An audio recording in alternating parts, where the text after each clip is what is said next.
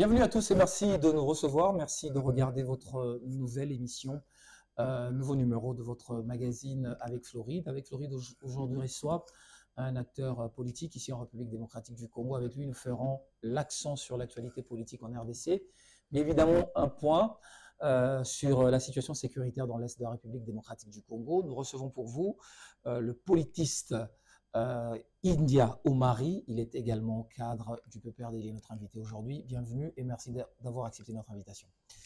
Merci, Monsieur Floride. C'est quoi la nuance entre politiste et politologue? Politologue, c'est un spécialiste des Sciences Po. Et politiste? Ben, c'est-à-dire, il a les bacs plus 5 et bac plus 8. C'est ça. C'est là la différence. Non, mais c'est synonyme, non? Non, attendez. Politologue, c'est un spécialiste des sciences politiques. Oui. Il a les bacs plus 5 et bac plus 8. Okay. Tandis qu'un politiste, lui, analyse l'organisation politique, il analyse les lois, il analyse la justice. Okay. Et il a une perception sur l'histoire politique d'un pays ou de plusieurs États. Et dans votre cas, vous avez un regard sur la République démocratique du Congo. Oui, j'ai un regard non seulement sur la République démocratique du Congo, sur l'Afrique. Je suis en train de me spécialiser aujourd'hui pour des thématiques proches des guerres qui sont des guerres latentes qui vont se passer en Afrique. Et la guerre qui se passe dans votre pays, ça ne vous intéresse pas? Non, mais c'est un regard sur l'Afrique. Voilà, on va parler de ça. On va parler de ça. Vous parlez de la guerre. On va parler de la situation sécuritaire. Vous parlez de la guerre, la notion de la guerre. Oui. Ok. On en parlera. Maintenant, aujourd'hui, on va commencer avec votre parti, le PPRD. Qu'est-ce qu'il devient aujourd'hui après que vous ayez perdu le pouvoir? Parce que le pouvoir, vous l'avez conquéri, vous l'avez conquis, je ne sais pas moi. Il fallait le garder le plus longtemps possible, ce qui n'a pas été le cas avec le PPRD. Vous regrettez aujourd'hui? Non, nous sommes dans l'anarchie. Non, je ne parle pas de la situation actuelle. Je parle du parti, le PPRD. Le PPRD n'est pas dans l'opposition. Le PPRD est dans la résilience. Après avoir... Vous n'êtes pas dans l'opposition? Non, nous ne sommes pas dans l'opposition. C'est quoi la différence entre être dans la résilience et dans l'opposition? L'opposition, c'est-à-dire que non, si nous avions été invincés par des normes, on pourrait accepter que non, mais écoutez... vous n'avez pas été invincé par les normes? Non. C'est un coup d'état institutionnel. On s'est vu, on s'est réveillé le matin, la majorité a basculé vers... Non, mais je ne parle pas de ça. La tenue des élections. Oui. On a tenu des élections dans ce pays en 2018 et Félix a été proclamé vainqueur. C'est pas ça? C'est ça le PPRD? Qu'est-ce que... Non, là, vous avez perdu le pouvoir, non? Le PPRD a eu la majorité. Vous avez eu la majorité? Oui. Et après?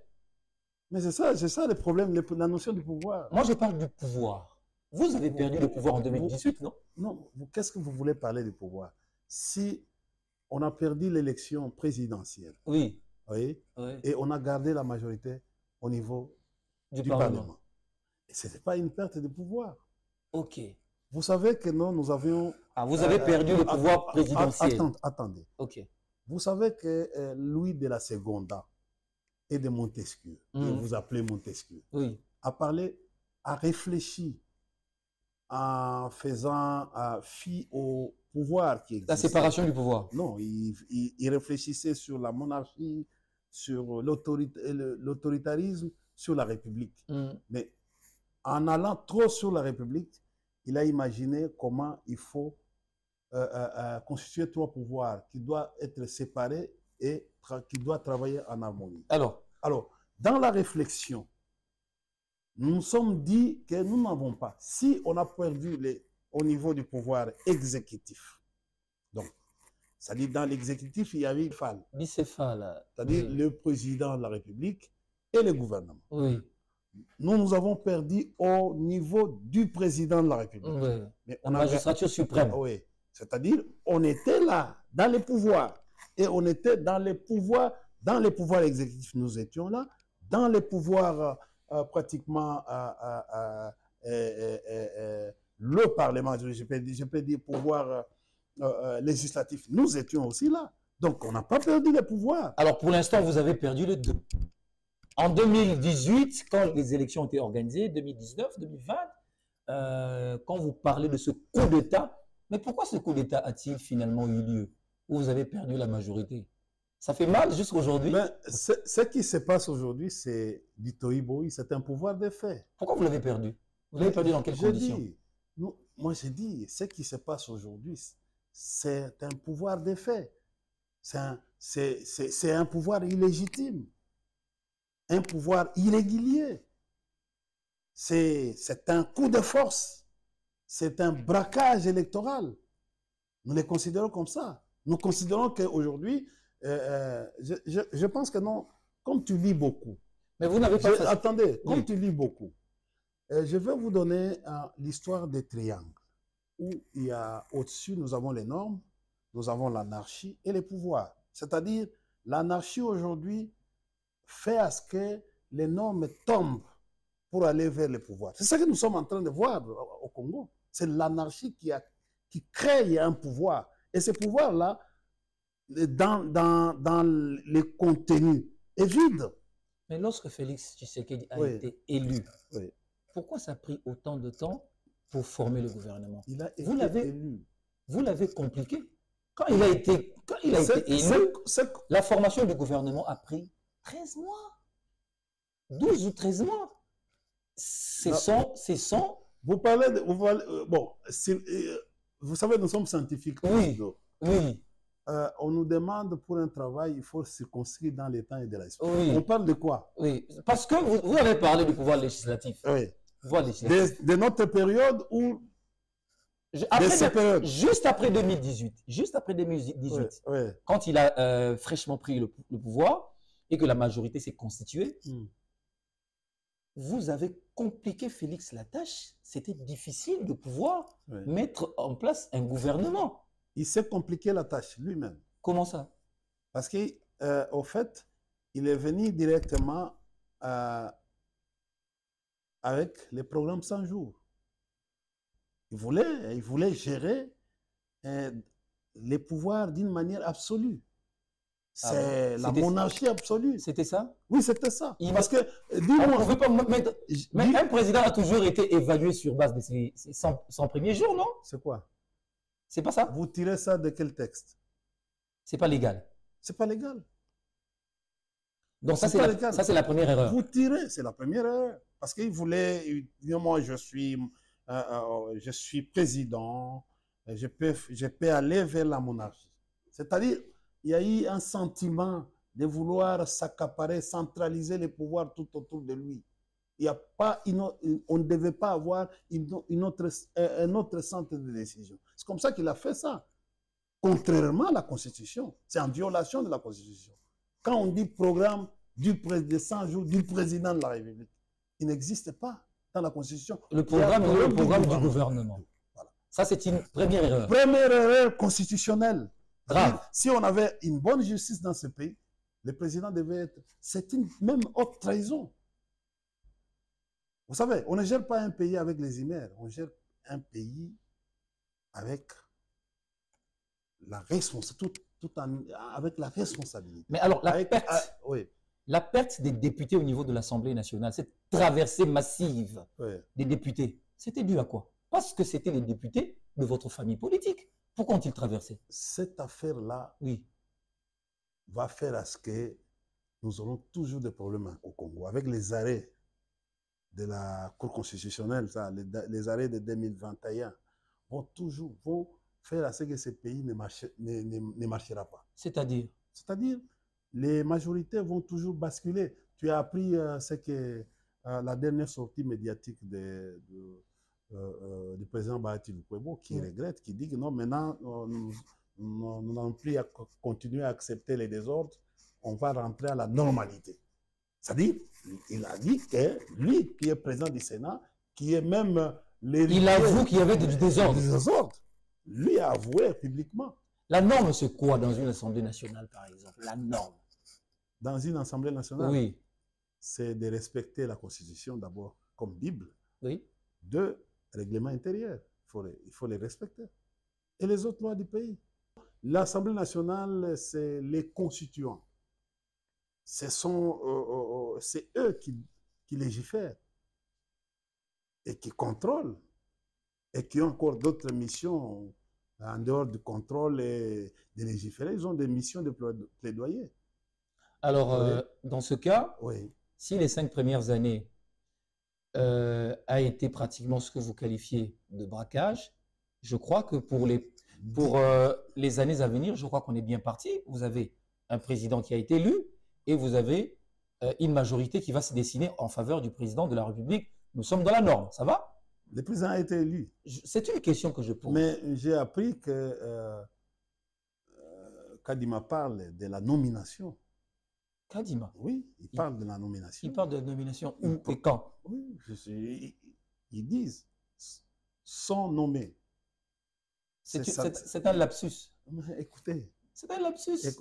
Écoutez. Vous faites référence à la vidéo où il avait dit sont nommés. Cher ami. C'est un lapsus. Non, cher ami. Oui. Allons tout droit. Allons-y. Si on était honnête, si on avait une justice, heureusement le président lui-même avait dit que non, notre justice a détruit la nation. Ce n'est pas moi qui ai dit, c'est le président Tshilombo qui a dit la justice a détruit. C'est-à-dire pour lui, il nous a démontré, nous Congolais, que non, il ne faut pas créditer cette justice, elle est mauvaise, n'est-ce pas? Tu as vu ce qui s'est passé au Sénégal avec Macky Sall. Avec le Conseil constitutionnel qui a refusé sa décision. Et Macky Sall, comme président de la République, a acté. Il y a d'autres choses qu'on est en train de... Mais eux, ils sont un peu loin dans la démocratie. Oui, c'est ça. Nous faisons un effort. C'est pas une affaire, c'est une affaire d'État. Ce n'est pas une affaire de l'individu, du président. Aujourd'hui, vous regrettez tout ça, c'est des ordres constitutionnels. Mais attendez. Si on était un pays respectueux des textes, les élections ne se font pas dans 10 jours, 5 jours, une semaine. Nous avons vu produire des résultats d'une élection de 7 jours. Mais c'est en violation de la loi électorale. C'est anormal. Si on avait des bons juges constitutionnels dans ce pays, il ne devait pas avoir un débat. On ne devait même pas parler des irrégularités, tout ça. Deuxièmement, faisons la sommation. 73,3, non? Hein? 73%. 73,3%. Avec les autres résultats des autres, mettez la sommation. Faisons la sommation. Avec les autres challengers. Oui, d'autres challengers. C'est au-delà de 100%. C'est anormal. La CENI et le président et la Cour constitutionnelle. La CENI a dit, on le fait. Mais la Cour constitutionnelle devait veiller, parce que c'est lui qui devait corriger ça, cette erreur-là. En principe. Donc la Cour constitutionnelle est entrée dans le jeu. Non, mais c'est instrumentalisé. C'est une cour qui est inféodée au pouvoir. Il a laissé passer. Cher ami, même s'il y a dépassement des 0,00, mais la Cour devait avoir un œil sur. Pourquoi il a laissé faire? Donc, légèreté. Une légèreté. C'est une question, c'est une légèreté. Mais pourquoi on doit... vous me dites, moi, vous voulez m'imposer... Alors, vous voulez m'imposer. Troisièmement, attendez, quand vous lisez la loi électorale, on demande à ce que les résultats soient publiés au niveau des centres de compilation locaux. N'est-ce pas? Et aucun résultat n'a été publié au centre de compilation locaux. Je parle de mon grand frère qui est sorti seul député au LGD. Or, nous avions un problème de seuil. Pourquoi on ne lui donne pas ses députés à lui? Parce qu'il a réussi, mais on devrait lui adjoindre ses députés. Parce que seul ne peut pas être député. Pourquoi on l'a bloqué? On a bloqué ses députés. Donc, c'est une question. Allons en profondeur, c'est une question. Nomination. L'ancien Premier ministre Matata. D'où nomination. Mais déduisez. Alors, l'autre question que j'aimerais bien vous poser, face à ce chaos électoral, vous avez préféré de faire la résilience et non l'opposition. Nous savons que le pays est entré dans ce qu'on appelle en science ou en stratégie, saut dans l'inconnu. Et vous avez préféré d'être observateur. Mais on ne va pas aller là où il n'y a pas d'issue. Saut dans l'inconnu, il n'y a pas d'issue. Et ça va s'arrêter quand? Pardon? Ça va bientôt. Bientôt, c'est-à-dire? Mais oui, il faut regarder ce qui se passe. Bientôt, ça veut dire dans 5 ans. Non. Mais il a été élu pour 5 ans. Je vous remets en sciences, les principes en sciences sociales. Oui. On dit, il y a ceux qui disent les faits sociaux sont totaux et globaux. Oui. Les événements évoluent mais ne se ressemblent pas. Oui. Et? Oui. Oui. Les événements évoluent ne se ressemblent pas. Mais c'est quoi la finalité? Nous sommes dans une crise de légitimité. Déjà. Crise de légitimité. De légitimité. Mais nous avons assisté... Attendez, je vais aller avec mon analyse. Outre la crise de légitimité, nous avons une crise de légitimation. Rupture entre le peuple et ses dirigeants. Troisième crise que nous avons une crise sécuritaire. Nous avons une crise humanitaire. Mais la crise, c'est... Attendez, nous avons une crise. C'est-à-dire, le pays est entré dedans dans la récession. La crise... Attendez, le pays... Est-ce que tu as compris? Tu m'as compris? La crise sécuritaire n'a pas commencé aujourd'hui. Est-ce que la crise sécuritaire a commencé avec Félix? C'est une question. Ça a commencé avec Félix? Même au temps de Kabila, il y avait une crise sécuritaire. La guerre dans l'Est n'a pas commencé avec Félix. Oui, même à l'époque de Mobutu, on avait la crise sécuritaire. Alors pourquoi vous voulez tout mettre sur la tête de Félix? Mais j'aime parce que aujourd'hui, la RDC a des difficultés pour gérer cette crise. La crise est appelée à être gérée. Vous l'avez gérée comment? Oui, nous l'avons gérée. C'est-à-dire? On avait des aptitudes pour amener, pour gérer cette crise. Il y avait toujours des groupes armés en Ituri à l'époque de Félix, de Kabila. Il y avait toujours des groupes armés à Béni, partout, dans le Nord Kivu, je veux dire. Aujourd'hui, il y a toujours des groupes armés. Rien n'a changé. C'est le statu quo. Est-ce que écoutez, à ma qualité de politiste, parce que c'est une histoire que je vais vous ramener. Oui. Tu sais que non, Kivu a toujours été géré depuis l'époque de Mobutu par cette crise de sécurité a toujours été gérée. Nous, on donnait notre électricité au Burundi et au Rwanda. Quand vous allez à la SNEL, vous allez gérer des contentieux aujourd'hui. Le Rwanda et le Burundi ont des factures à payer à la SNEL. Tu sais ça? Parce qu'on les gérait à cause de la guerre. Mobutu a donné ça. On avait BDGL à l'époque. C'était pour ça, pour gérer. Je peux vous dire beaucoup de secrets qu'on nous a laissés pour gérer cette partie de l'Est. Tu as vu à un certain moment Mobutu aller à Rwindi à tout moment, dans les parcs de Virunga. Oui. Il allait prendre même du temps là-bas, tout ça, pour gérer cette crise. Et nous connaissons comment, nous à notre époque, Kabila a trouvé ce pays morcelé. Il est arrivé en 2001. Il y avait un groupe qui était dans un pays, je peux dire, principauté ou un État qui était avec MLC.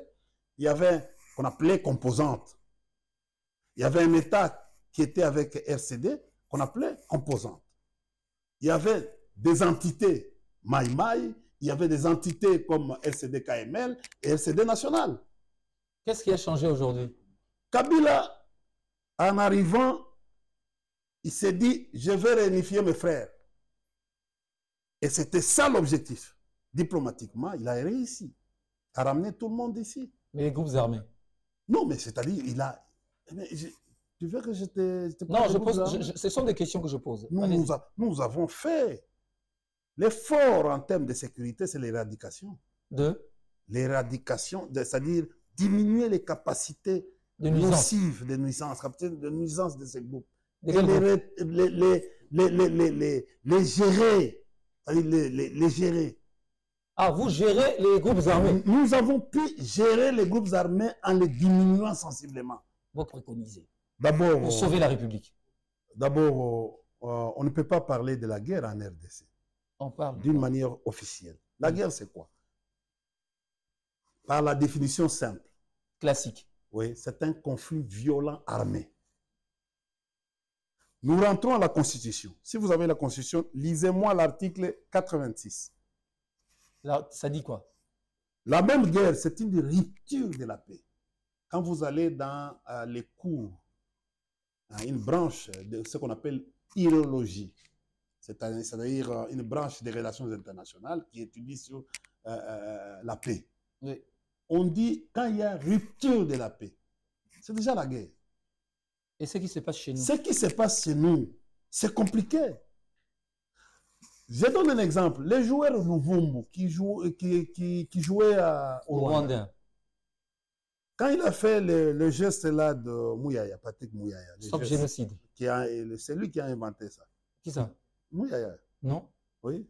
Ce n'est pas Patrick Mouyaya. C'est lui. C'est le joueur, comment il s'appelle? Le joueur. Luvumbu, je suis en cette salle, c'est lui. C'est un joueur qui l'a inventé. C'est le gouvernement. Bakambu. C'est le joueur Bakambu. Non. Laissez tomber ça. Laissez tomber. Vous êtes journaliste. Répondez à ma question. Comment solutionner? Je veux dire. Oui. Le président lui-même, il semble être le problème dans cette analyse que nous allons faire. C'est lui la problématique. Attendez. Il semble être, je dis il semble être le problème. L'ambassade, notre ambassade du Rwanda, au Rwanda, fonctionne, non? N'est-ce pas? Parce que le joueur là, quand il a fui là-bas au stade, il est allé se réfugier en ambassade. C'est grâce à l'ambassade qu'il a été refoulé. Moi, j'apprends, vous, journalistes, vous écrivez expulsé. Non. On expulse un étranger s'il est diplomate. Dans les termes migratoires, on dit refoulé. Il a été refoulé. Il a été refoulé. Les journalistes appellent expulsé. Il n'a jamais été expulsé. On expulse que on continue. Les ambassadeurs. Ça, c'est dans la pratique diplomatique. On continue. C'est-à-dire, notre ambassade aujourd'hui fonctionne au Rwanda. Ce qui n'est pas normal. Ce qui n'est pas normal. En pleine guerre, nous estimons dire que non, on agresse, mais l'ambassade fonctionne. Deuxièmement, l'ambassade du Rwanda ici, avec les Rwandais, sont nombreux ici, déployés même. Déployés même. Si tu quittes ici, tu vas dans un restaurant à côté de Memling, là, tu vas les trouver nombreux. Les Rwandais. Mais ils sont, je ne sais pas, quel genre de officiels. J'ai dit, ils continuent, ils sont ici, dans l'ambassade. Vous avez dit, vous avez trompé aux Congolais ici que vous avez expulsé un ambassadeur. Oui, on peut expulser un ambassadeur. Karega, c'est ça, non? Karega Mire. Oui. Vous l'avez expulsé, il est parti. Mais il y a un chargé d'affaires, à l'intérim. Qui continue à fonctionner. Qui continue à fonctionner avec. Et d'ailleurs, on a même renforcé. Il vaut statut d'ambassadeur. Un chargé, nous sommes dans la notion de mission diplomatique. Un chargeur AI ou un chargé d'affaires, c'est un diplomate. Il est chef de mission. Avec la situation actuelle, ça ne devrait pas être possible. On devrait rompre les relations bilatérales. D'abord, avant de rompre les relations bilatérales, on devait se conformer à l'article 86. Que dit l'article 86 de la Constitution? Dites-les même en passant. Le président de la République déclare la guerre. Vous dites que non, nous sommes en guerre d'agression.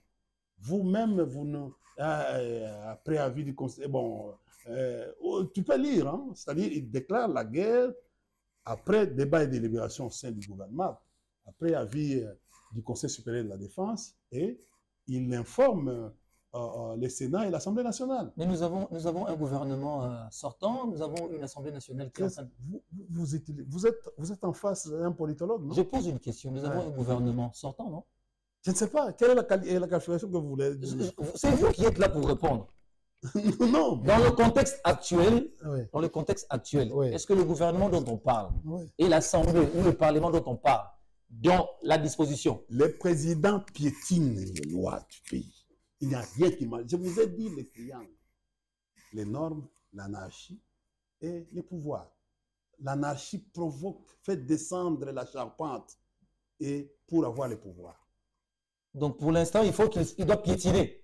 Il piétine, non. Je vous ai dit, depuis son entrée au pouvoir en 2018, le travail de l'IDP, c'était de piétiner les lois du pays. Et les désordres état. Parce que quand vous arrivez à des conflits, commencez par les conflits IDPS, IDPS présidence, IDPS INC,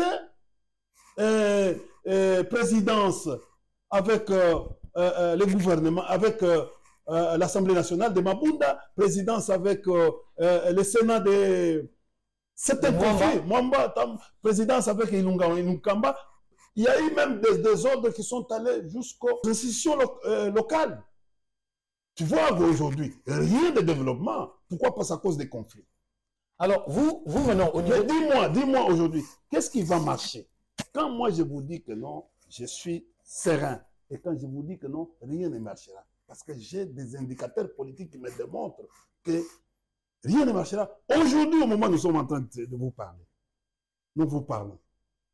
Mais on ne se conforme pas. À quoi? Toi, tu parles des gouvernements sortants. Tu as déjà vu le Premier ministre, quand Matata, en 2016, est parti, il est allé faire quoi? Il a déposé sa démission chez le président Kabila. Et c'était télévisé. Et le gouvernement tombe. En principe, il y a une différence entre cumul et incompatibilité. Le cumul peut être autorisé.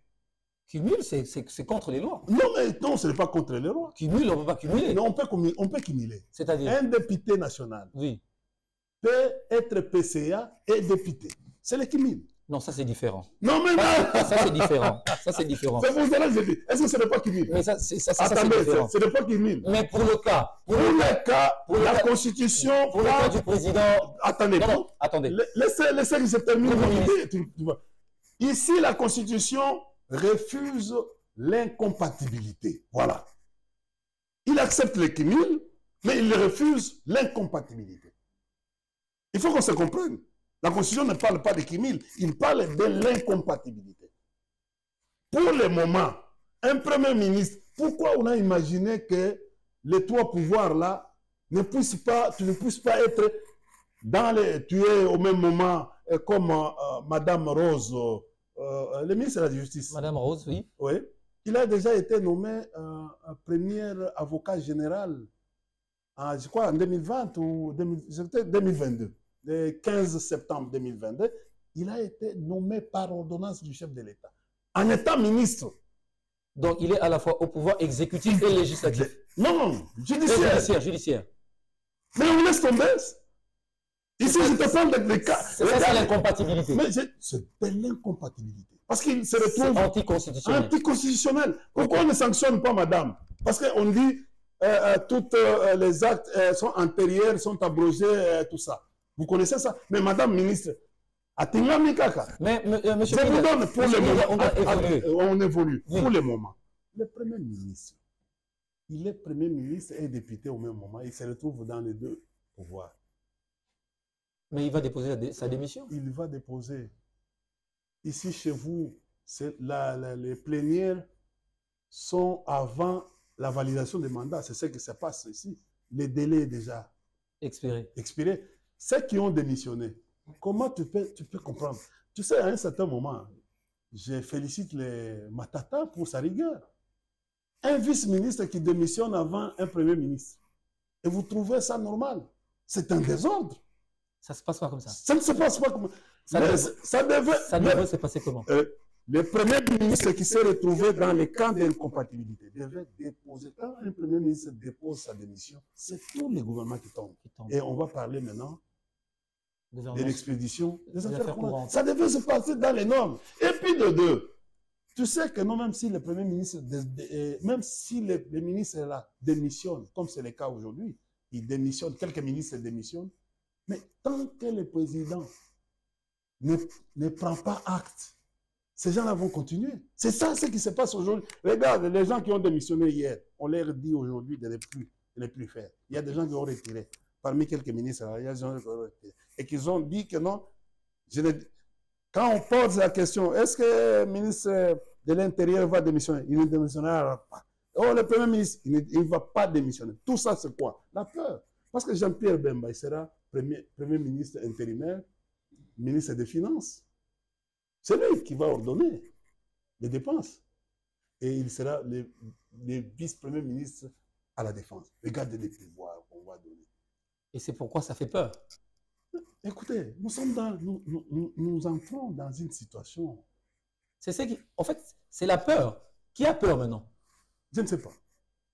Non. Je laisse aux analystes de déduire. Donc, si aux analystes de déduire, moi je déduis en disant, vous pensez que le président de la République a peur? Je dis, mais je laisse les analyses. Aujourd'hui, au moment où nous sommes en train de vous parler, oui. Il y a des réunions. Il y a des réunions. Dans l'Union européenne, il faut que ces gens-là se mettent d'accord sur le Premier ministre. Tu vois? Sur la nomination du Premier ministre, il y a des réunions en Belgique. Attendez, je vais vous dire une chose. Attendez, ça va te faire très mal. On dit il fallait les réflexions, c'est qu'il faut un Katangé ou un Swahiliphone qui doit être pour l'équilibre. Alors, les discussions sont en train de se passer. L'IDPS a peur de quelqu'un que vous connaissez. Il veut Kapita Shabangi. Parce qu'il est du maniement aussi. Il faut... Alors, les bailleurs, ceux qui ont créé la guerre, et ceux qui sont, ils disent non, il faut tel. Celui-là qui doit. Pourquoi? Parce que pour affaiblir un peu le pouvoir du président. Cette histoire est en train de se passer. C'est bien compris. Oui. On va continuer. Tu as compris, hein? C'est bien compris. Donc, on continue. À votre avis, ouais. Qui sont les Ouazalendo? Vous allez répondre à cette question. Mais dites-moi aussi, est-ce que au niveau de l'armée congolaise, y a-t-il quelques éléments des FDLR qui ont été intégrés et qui font peur aujourd'hui au régime Kagame? Je veux savoir ces éléments. Non, écoutez, c'est sensible. Hein? Écoutez, Kagame a un fonds de commerce. Les fonds de commerce de Kagame, c'est le FDLR. FDLR. Oui. Mais à ma question précise, est-ce qu'il y a-t-il quelques éléments des FDLR intégrés dans l'armée congolaise? Bon, je ne peux pas entrer parce que moi, je ne suis pas dans l'armée pour dire effectivement que non, il y a tel ou tel. Je ne suis pas dans l'effectif, je ne connais pas, je ne contrôle pas. Mais ce que je voulais vous dire... Mais la crainte de Kagame. Mais je voulais vous dire, oui. Kagame est sous-traité par l'OTAN. C'est lui qui fait la guerre à la RDC, c'est l'OTAN. Ça veut dire qu'aujourd'hui... Attends. Peut-être ça va te faire très mal. C'est l'OTAN. L'OTAN sous-traite Kagame. Et Kagame sous-traite les M23. Et aujourd'hui, on crée encore une autre structure pour vous montrer que non, il y a des Congolais. Il y a AFC de Nanga. Pour vous, parce que quand vous allez dans des négociations, on va vous présenter des Congolais. Donc, vous ne comprenez pas, vous êtes en face de qui? Cette guerre-là, d'abord, il faut la définir. Il faut la définir. Je vous ai dit au début, on ne sait pas, aujourd'hui, nous n'avons pas les mêmes entendements. Nous, scientifiques, nous n'avons pas les mêmes entendements avec les politiques. Sur la guerre. Sur la guerre. Et parfois, ils disent que non, c'est Kagame qui nous attaque. Point de vue scientifique. Mais je veux le point de vue scientifique. Oui, allez-y. Nous savons qu'il y a trois types de guerres. Dans l'Est. Dans l'Est. Allez-y. Nous avons la guerre interétatique. C'est-à-dire la guerre entre la RDC, et ses amis, et ses voisins. Non, les deux voisins, il ne faut pas exclure l'Ouganda. L'Ouganda, c'est l'acteur même le plus... C'est pourquoi je parle de ses voisins. Les deux, c'est l'Ouganda et le Rwanda. Oui. Contre la RDC. Oui. Oui. Après. Et derrière l'Ouganda, nous avons le Kenya, qui fait le troisième pays qui nous agresse. Mais pourquoi l'EAC? Oui. Pourquoi on a accepté l'EAC? Mais Burundi n'est pas dans l'EAC. Mais pourquoi a-t-on accepté ça, le Congo? Oui. Pourquoi a-t-on intégré? Mais c'est une formulation de Olusegun Obasanjo. Il faut aller lui poser la question. C'était une bonne idée, à votre avis, politologue? Mais ça n'a jamais été une parce que Kabila avait refusé. Ok, on continue. Nous avons refusé cela en 2009. Deuxième aspect de la guerre. Oui. On continue. Bon, deuxième aspect. Nous avons la guerre intra-étatique. C'est-à-dire, on instrumentalise les Congolais. Comme Nanga. Mais je dis, on instrumentalise les Congolais. Comme Nanga. On les finance. Comme Attendez. Nanga. Vous avez peur de citer Nanga? Moi, je ne cite pas des gens. Je l'analyse. Allez-y. Il n'est pas seul. Il y en a beaucoup qui sont ici. Même dans les institutions. Je dis, il y en a beaucoup. Qui sont où? Qui ont des milices, qui fonctionnent sur base de milices. Mais qui sont dans les institutions. Pour se faire un poids. Qui sont dans les institutions. Je dis, il y en a beaucoup. Moi, je ne suis pas là pour dire. Je ne reconnais pas ces institutions. Aujourd'hui, je ne vous reconnais pas. Vous n'aviez pas peur. Aujourd'hui, vous avez peur. Est-ce que j'ai peur de quoi? Allez-y. J'ai dit la vérité. On continue. J'ai peur de quoi? On continue. Deuxième aspect. C'était le deuxième aspect. Tu sais que nous ne sommes pas allés aux élections parce qu'on ne reconnaît pas ce pouvoir. On continue. Et voilà pourquoi nous disons que c'est un pouvoir de fait. Donc, vous avez dit au niveau intra-étatique, on finance, on instrumentalise, on soutient. Et le dernier aspect? C'est le terrorisme. C'est pas ça, Béni. Oui. Je crois que dans cet aspect de Béni, le gouvernement ne pense même plus. Il y a tuerie tous les jours à Béni. Terrorisme. Terrorisme. Voilà les trois types de guerres que nous avons. Est-ce que les Congolais savent? Est-ce que le gouvernement savent? Alors, mais non, quand on le sait comme ça. Et tout ça, c'est sur base de quoi? Deux choses. L'Ouganda veut exploiter nos minéraux, nos ressources. Non seulement les minéraux, exploite les parcs de Garamba, oui, exploite les bois, exploite d'autres matières. Il faut quoi? Une révolte populaire? Pour l'Ouganda. Ça c'est connu. Ça, vous dites déjà connu. Attendez. Pour le Rwanda, c'est l'exploitation et veut gérer les pays avec nous. À part l'exploitation, il veut gérer les pays avec nous. Voilà pourquoi Colin... non, pas Colin Powell, Herman Cohen. Herman Cohen. Vous avez dit que dans l'administration américaine, il y avait déjà une carte du Kivu qui était collée au Rwanda. Coupée, oui, collée au Rwanda. Attendez. Mais Rwanda nous a fait des révélations, quand vous les lisez, les dernières révélations avant sa mort, il nous disait il y a trois choses qu'il faut mettre en place. On veut blanchir la guerre, on veut faire oublier pour l'occupation, on veut pour que les Congolais ne comprennent pas, et légaliser l'occupation, c'est-à-dire la balkanisation. Et il nous a demandé, tous ceux qui font partie de ces comme des tops, il faut les plaquer au sol. Est-ce que ça ne vous révolte pas? Ce qui se passe aujourd'hui, je vous ai cité Monsieur Olusegun Obasanjo. Vous le connaissez? L'ancien président nigérien. Il était d'abord chef d'état-major général des armées nigériennes en 1976-77. Moins de coups d'État, il est passé comme président de la République en 1977. Il est arrivé en 1991 parce qu'on n'a pas suffisamment de temps. Il a brigué les mandats avec le soutien de la communauté internationale aux Nations Unies comme secrétaire général des Nations Unies.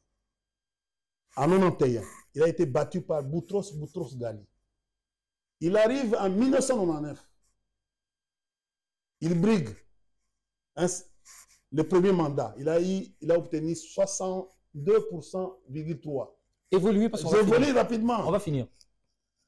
J'évolue. Malgré qu'il a été condamné de 15 ans. La communauté internationale a fait sortir Olusegun Obasanjo. En 2003, Olusegun Obasanjo est devenu, il a pris le deuxième mandat, il a eu 61,6%. Vous savez, 2009, on le nomme comme envoyé spécial des Nations Unies au Congo. Il est venu avec cette histoire de l'accord. C'est lui qui a piloté l'accord de paix du 23 mars 2009. Vous vous rappelez de ça? Avec cette affaire de M23. M23. Oui. Vous avez vu, il n'y a pas quelques jours, Olusegun Obasanjo est venu avec un... Encore à Kinshasa. À Kinshasa, c'était le 8 février. Attendez. Concluez. 2024, j'ai conclu. Oui. Il est venu ici, il y a une semaine, avec un homme d'affaires, un milliardaire nigérien, que lui a créé à l'époque, quand il était président de la République.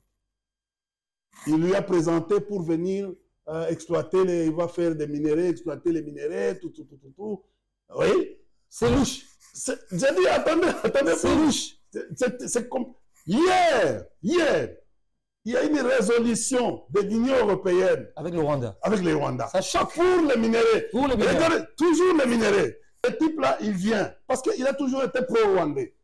Aujourd'hui, vous me dites que moi, India, que l'Afrique du Sud est en train, avec les bataillons, tout ça. L'Afrique du Sud est dans les Commonwealth, Nigeria Commonwealth, les Rwanda Commonwealth, l'Ouganda Commonwealth, le Rwanda Commonwealth. Tout ça, et puis, on ne va pas s'en sortir. C'est ça la finalité. Le EAC, on ne va pas s'en sortir. Le Burundi est dans le EAC. On ne va pas s'en sortir. Vous m'avez posé une question ici, les Wazalendo. Oui. Là, vous n'avez pas répondu. Est-ce qu'on peut terminer rapidement? En deux mots, rapidement. Non, mais écoutez, je ne veux pas... Ils sont congolais. Vous avez la réponse. Je n'ai pas la réponse. Non, les Wazalendo sont congolais. Je le dis, je n'ai pas la réponse. Ils sont ougandais? Pardon? Ils sont ougandais? Mais on nous dit que ce sont des Congolais. Non, pas on vous dit. Ils sont ougandais. Est-ce que moi, j'ai déjà été là? Merci beaucoup. Cette émission est terminée. Est-ce que moi, j'ai déjà été là? Pourquoi vous voulez m'écriminer? Merci beaucoup d'être venu sur ce plateau avec Floride. Nous avons fait le point sur l'actualité politique en République démocratique du Congo. Évidemment aussi avec la situation sécuritaire. Vous êtes cadre du PPRD. Merci d'avoir été. Allez négocier avec l'OTAN. Cette émission est terminée. Merci de l'avoir suivi. Portez-vous bien. À très bientôt et avec le même plaisir.